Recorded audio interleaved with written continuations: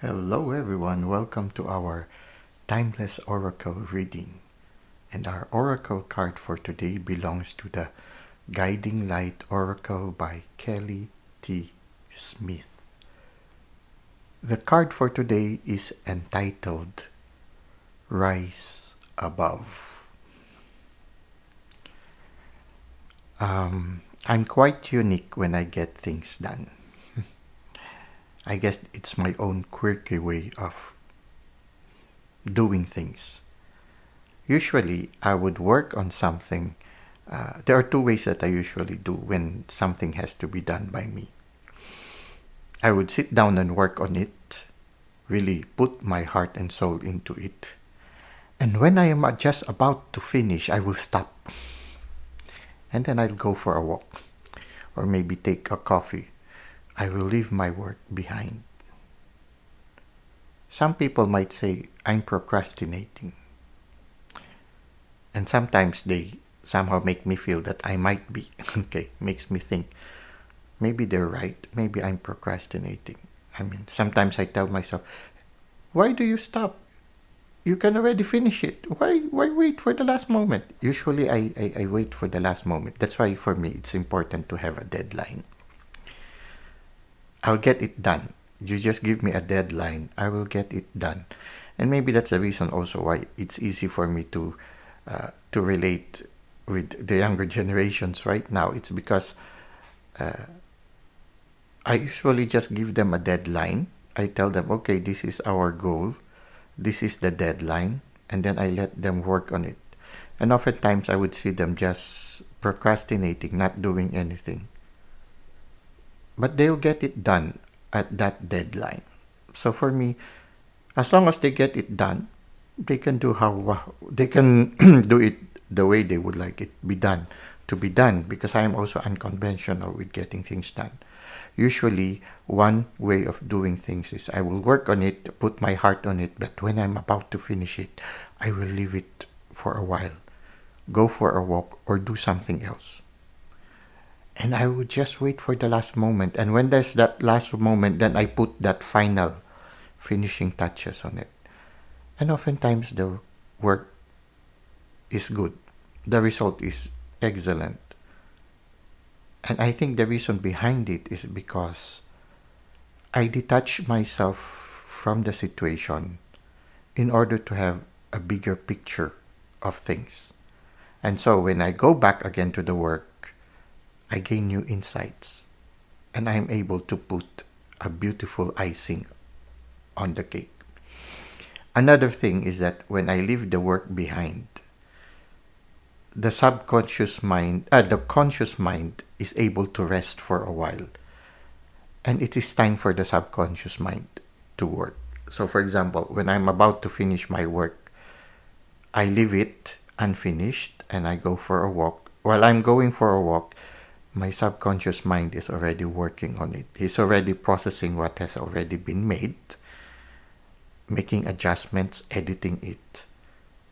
And after I go for a walk, I suddenly look at my work with a newer insight, because my subconscious mind has already given some pointers to my conscious mind on what I might need to modify, what I might need to add, what I might need to remove. So oftentimes, the work gets changed, and what I started with sometimes ends up as something much different than it was when I started. Because both parts of my being have contributed to it, my conscious mind and my subconscious mind. Now, the conscious mind has to do it first, and because he did it first, the subconscious mind already has materials to work on. So sometimes it goes that way. And it gives me a bigger picture when I leave things behind for a while, especially when I find myself on a slump, when I couldn't move forward anymore. Sometimes all we have to do is detach ourselves, leave it behind for a while. It can be also the same with relationships. Sometimes you just do not know how to go forward anymore. Sometimes all you need is a short break, a short time away from the person involved. And you get to see the bigger picture, you free yourself from getting lost in the forest, and you are able to soar like the eagle and see things in a different perspective.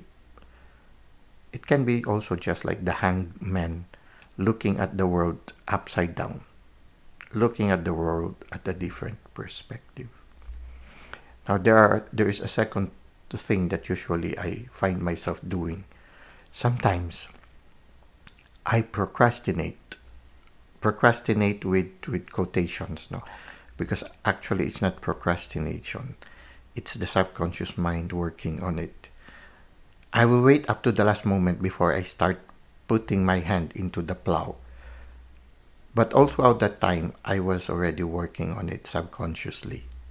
Because I know, for example, I already agreed, I'm going to do this work. Okay, I already committed myself to do it. But for one reason or another, I couldn't start working on it. But I'm thinking about it. I'm thinking about it. It's already being cooked within my mind, within my soul, within my heart. Sometimes it's like that also. It's the subconscious mind working on it first. So you are first soaring into the sky. People might say, he's procrastinating, he's enjoying himself, he's not doing it, he's being lazy. Well, actually, when you commit to do something, you're already working on it. It's just that your subconscious mind is the one that is actively doing it. So sometimes they say, he's not doing anything.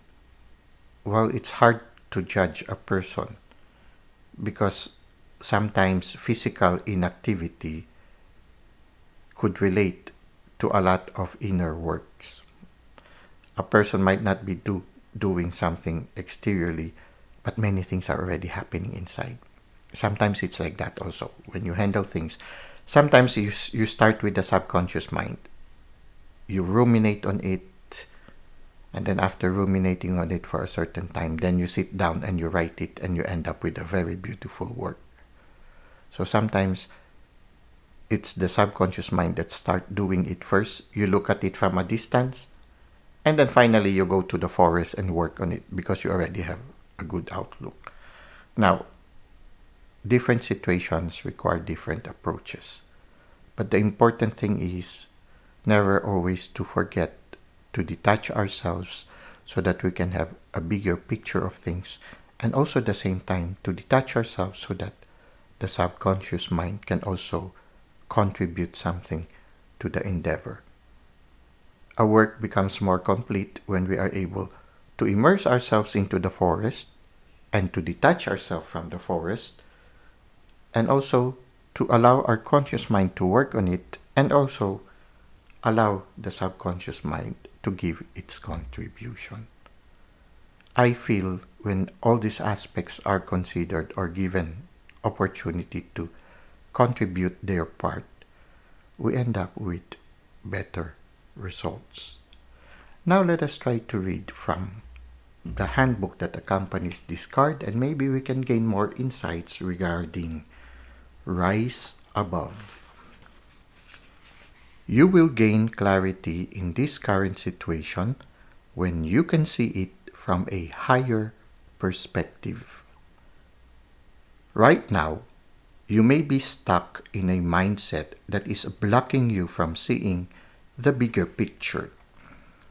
Your angels and guides come to you today to remind you to rise above your current situation.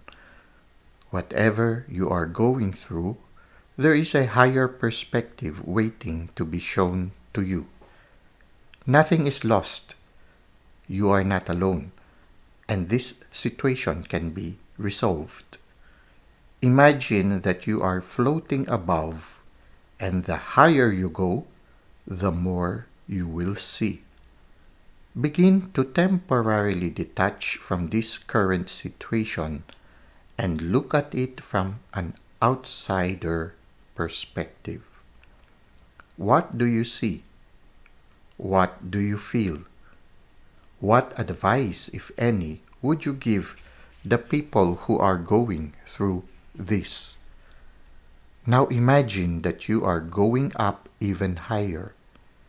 Imagine that from this level, you can see everything, even things you could not see before. Notice how things start to look and feel different from this level of mindset. When you allow yourself to detach from your current point of view, you will be free to see your current situation from a much higher perspective. This new perspective will shift the way you are currently feeling about your situation. Right now, you are too close to this situation to be able to see it clearly. It is time for you to give yourself some space to put things into perspective. Well, I hope this oracle reading has enriched you and has given you some inspiration in your life's journey. Thank you for the likes and comments you've given to the channel, and thank you for subscribing. It is helping the channel to grow, and it is helping the channel to reach more people who might benefit from our videos. I hope to see you again next time. Until that moment, may God continue to bless your ways.